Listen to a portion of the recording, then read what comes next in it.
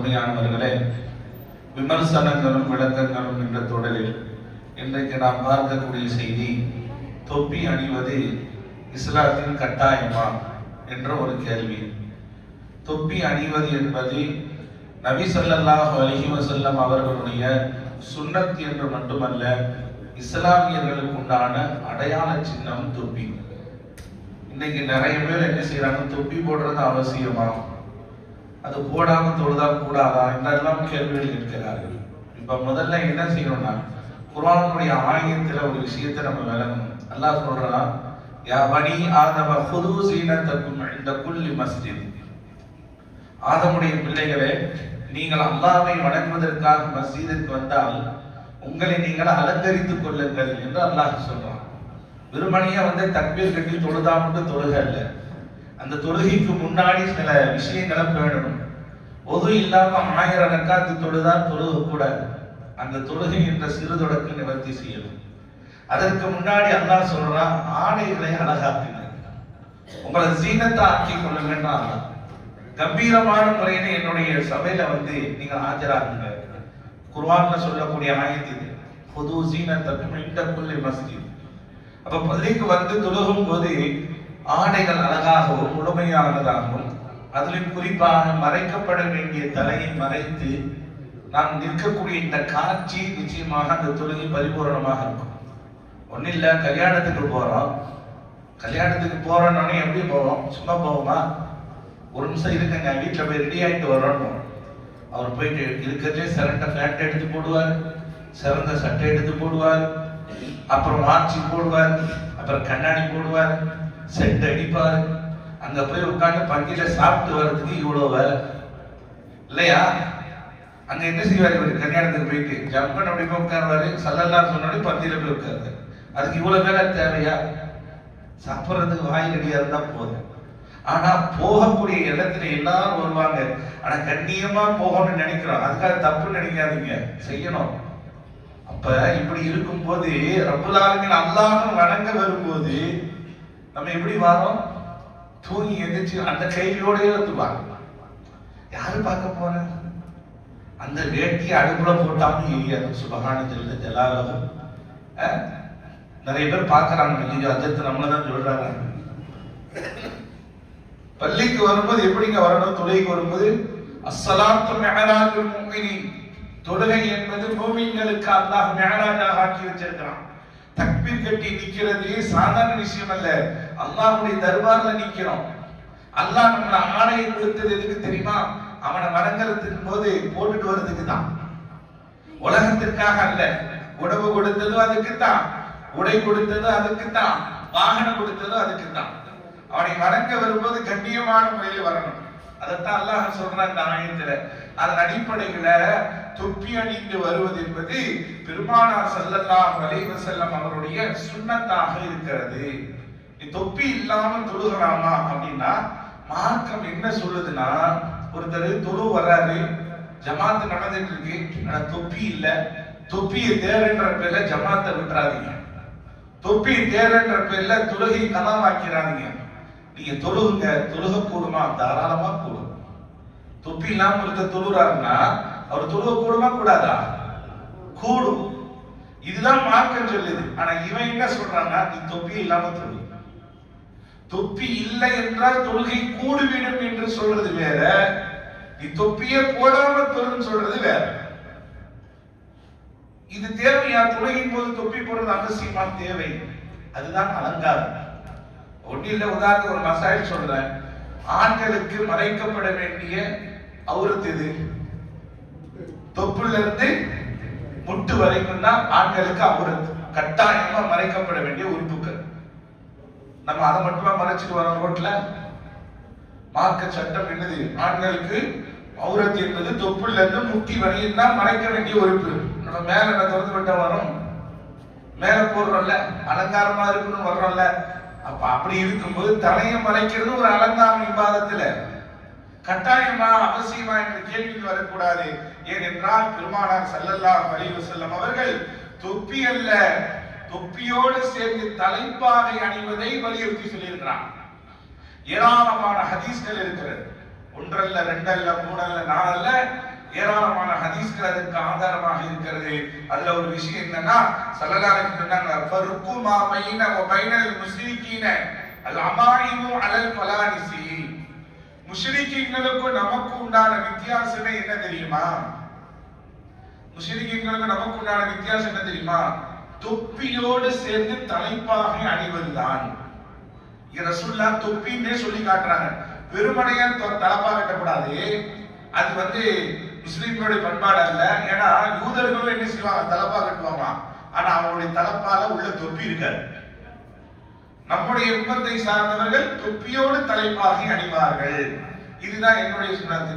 தொப்பி அணியிறது ஆதாரம் இல்ல, கூடாது, அவசியமா கேட்கிறவங்க எத்தனை ஹதீஸ்கள்ல ரசூலுல்லாஹ் தலப்பாவை வலியுறுத்தி சொல்லியிருக்கிறாங்க.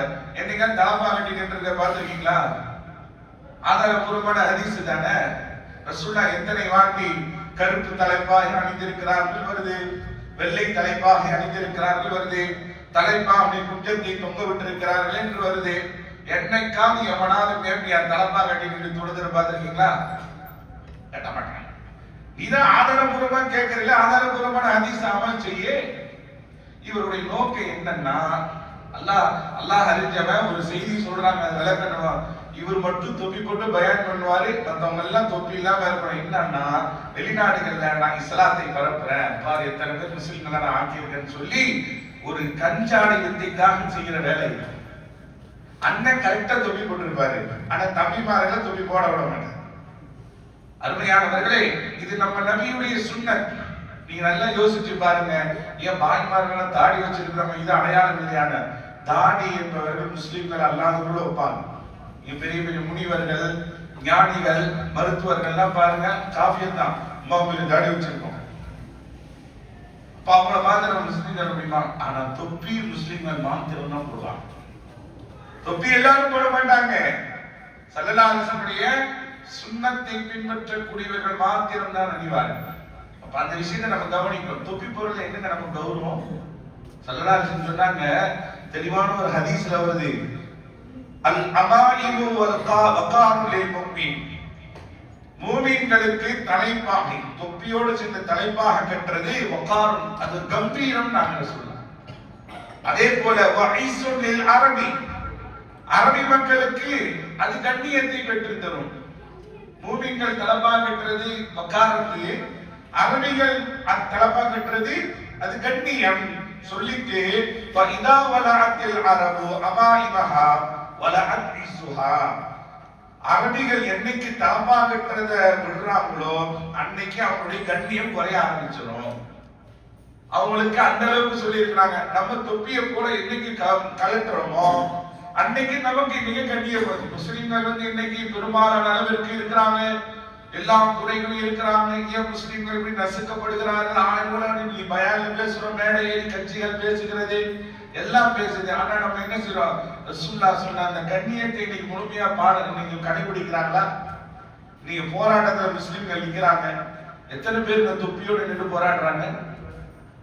நீ இஸ்லாமியர்களுக்கு எங்களுக்கு உண்டான உரிமையை பறிக்கப்படுகிறது, நீ தலையில ஒரு தொப்பியவே பாவம் பண்ணலையா? ரசூலுல்லாஹ்வுடைய அந்த சுன்னத்தை நம்ம சரியா கடைபிடிச்சோம் அப்படின்னா நம்ம வாழி போராட தேவையில்லைங்க. அல்லாஹ் தஆலா ஆட்டோமேட்டிக்கா எதிரிகளுடைய கல்வில பயத்தை போடுவான். இன்னைக்கு அதெல்லாம் நம்ம என்ன செய்யறது இல்ல, ஃபாலோ பண்றது இல்ல. ஃபாலோ பண்ணணும். தொப்பி என்பது ரசூலுல்லாஹ் போட சொன்னாங்க. அதே போல நிறைய ஹதீஸ்கள்லாம் வருது, ரசூலுல்லாஹ் தொப்பி போட்டிருக்காங்கன்னு எல்லாத்தையும் சொல்றதுக்கு நேரம் இல்லை. ஆனா ரசூலுல்லாஹ்வுடைய வாழ்க்கையில நடந்த ஒரு நிகழ்ச்சியை அப்துல்லா இப்னு உமர் ரலியல்லாஹு அன்ஹு சொல்றாங்க. இந்த ஹதீஸ் பைஹக்கில 6259வது ஹதீஸாக பதிவு செய்யப்பட்டிருக்கிறது. கான ரசூலுல்லாஹி ஸல்லல்லாஹு அலைஹி வஸல்லம் யல்பசு ஃபலன்சுவத்தன் பைதாக. நபி ஸல்லல்லாஹு அலைஹி வஸல்லம் அவர்கள் வெண்மையான தொப்பி அணிந்து வந்தார்கள் என்பதாக அவர்கள் ரிவாயத் செய்கிறார்கள். ரசூலுல்லாஹ் வெண்மையான தொப்பி அணிந்திருக்கிறார்கள் என்ற ஒரு ரிவாயத் இருக்கிறது. போருக்கு போகும்போது, வெளிய பயணத்துக்கு போகும்போது தொப்பி அணிந்த நிலைமையில் இருந்திருக்கிறாங்க வருது. கைபர் யுத்தத்தின் போது ஸல்லல்லாஹு அலைஹி வஸல்லம் அவர்கள் சாய்ந்த நிலைமையில் தொப்பி அணிந்தவர்களாக சாப்பிட்டு இருக்கிறார்கள் என்ற ஒரு ரிவாயத் வந்திருக்கிறது. இப்படி எல்லாம் பல ரிவாயத்துகள் இருக்கு. அது மட்டுமல்ல, ரசூலுல்லாஹ்ட்ட இருந்த தொப்பிகளை பத்தி ரிவாயத் செய்றாங்க. அப்துல்லா இப்னு அப்பாஸ் ரலியல்லாஹு அன்ஹு சொல்றாங்க, ரசூலுல்லாஹ்ட்ட 3 பிரத்யேகமான தொப்பி இருந்துச்சு. அதுல ஒரு தொப்பி என்னன்னா மிஸ்ர் நாட்டுல செய்யப்பட்ட வெள்ளை நிற தொப்பி இருந்தது. சொல்லாட்ட மிஸ்ர் நாட்டுல உள்ள தொப்பி, வெள்ளை நிற தொப்பி ஒன்று இருந்தது. அதுக்கப்புறம் இன்னொன்று என்னன்னா வேலைப்பாடுகள் செய்யப்பட்ட, அலங்கரிப்பு செய்யப்பட்ட வரி வரியான டிசைன் போட்ட ஒரு பச்சை நிற தொப்பியையும் ஸல்லல்லாஹு அலைஹி வஸல்லம் பயன்படுத்தி வந்தார்கள். அதே போல இன்னொன்று மிக உயரமான தொப்பியை பயணத்தில் பயன்படுத்தக்கூடியதாக பெருமானார் ஒரு தொப்பியை வைத்திருந்தார்கள். இந்த செய்தி யார் சொல்றா? ரசூலுல்லாஹ்வுக்கு பணிவிடை செய்த ஹிதமத்திலே இருந்த அப்துல்லாஹ் இப்னு அப்பாஸ் ரலியல்லாஹு அவர் சொல்லக்கூடிய ரிவாயத்தில் இருக்கு. ரசூலுல்லாஹ் தொப்பி அணிந்திருக்கிறார்கள், அதை தொடர்ந்து சஹாபாக்களும் தொப்பி அணிந்திருக்கிறார்கள், தொப்பியோடு தலைப்பாக அணிந்திருக்கிறார்கள். இது இஸ்லாத்தினுடைய முஸ்லிம்களுடைய சின்னமாக இருக்கிறது. தொப்பி அணிவது பல வகையிலும் நன்மை பயக்கக்கூடியதாக இருக்கிறது என்பதை இன்னும் ஏராளமான ஹதீஸ்கள் இருக்கிறது. நான் சொன்னது ஒரு சில விஷயம் தான். நான் எதுக்காக இதை சொல்றேன்னா, இன்னைக்கு இதை பத்தி பேசும்போது கூட ஒருத்தர் சொன்னாரு, நம்ம தான் ஜமாத்துல எல்லாருமே தொப்பி போடுறோமே, அப்புறம் எதுக்கு இந்த தலைப்புல பேசுறீங்கன்னு கேட்டாங்க. நான் என்ன சொல்றேன்னா, இதுவரைக்கும் தொப்பி போட்டு பேசுறீங்க இருக்கிறோம், இனி வரக்கூடிய காலத்துல எப்படி மாறும் தெரியாது. அதனால அது சார்ந்த ஹதீஸ்களை நம்ம விலகி வச்சுக்கிட்டோம்னா யார் குழப்பினாலும் நம்ம குழப்ப மாட்டோம். இன்ஷா அல்லாஹ் தொப்பியுடைய விஷயத்துல நம்ம என்ன செய்யக்கூடாது, கௌரவம் பார்க்க கூடாது. அதே போல இன்னொரு ஒரு விஷயம், வீட்டுல இருந்து வரும்போதே ஒருவோட இருந்து வரும்போதே தொப்பியை போட்டுட்டு வரும். நம்ம ரோட்ல தொப்பி போட்டு வர்றதுக்கு ரொம்ப கேவலமா பார்க்கணும் இல்லையா? அது பள்ளியாசல வந்தாலும் பள்ளியாசல தொப்பி வச்சிருப்பாங்க. அது எடுத்து அப்படின்னு பாரு, அது ஸ்வங்கி போய் உட்காந்து வரும். இப்படியும் இருக்கும் அப்படியும் இருக்கும். தொழுது முடிச்சுட்டு போகும்போது பாத்தீங்கன்னா பேஸ்கெட் பால்ல போடுறோம் இப்படின்னு பாரு, ஸ்வங்கின்னு அப்படி போய் விடுவோம். அது கூடையில விழுந்தா பிரச்சனை இல்லை அப்படின்னா காலில் ஒரு எடுத்து, ஆமா அது கொஞ்ச நேரத்துக்கு முன்னாடி தலையில இருந்து சஜிதா வரையும் போயிட்டு இருக்கும். அதாவது இந்த தலையில இருக்கக்கூடிய இந்த கிரீடம் இருக்க, இந்த ரசூலுடைய கிரீடம், இது தொப்பியாக துணியாக பார்க்க கூடாது. ரசூலுல்லாஹ் போட்டது, ரசூலுல்லாஹ் போட சொன்னது என்ற அந்த உணர்வு இருக்கு.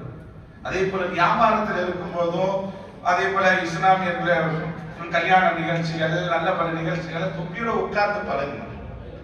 அதுல என்ன நமக்கு குறை வந்துற போது, பாக்கெட்ல தொப்பி வைக்கிறதுக்கு இடைஞ்சலா பார்க்கிறோம். ஆனா பாக்கெட்ல, இந்த பாக்கெட்ல ஒரு போன், இந்த பாக்கெட்ல ஒரு போனு, இந்த பக்கம் 500 ரூபாய் கட்டு 4, இந்த பக்கம் 500 ரூபாய் கட்டு 4, மேல ஒரு அக்கௌண்ட் நோட்டு எல்லாம் சுமப்போம்.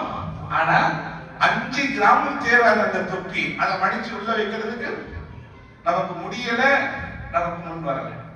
சில பேர் தொப்பி வச்சிருப்பாங்க, எங்கேயோ பொந்துல புதர்ல பீரோ கடியில எடுத்துட்டோம், அப்படி தட்டி போடுவாங்க பாருங்க. சுப்ஹானல்லாஹ், மூசா அலைஹிஸ்ஸலாம் காலத்துல இருக்கக்கூடிய தொப்பி மாதிரியே இருக்கும். இப்படி சூங்கி போய் நிற்கும், அப்படி போட்டுக்கிட்டு வருவார். அருமையானே, இது நகைச்சுவைக்காக குறை சொல்றதுக்காக சொல்லல.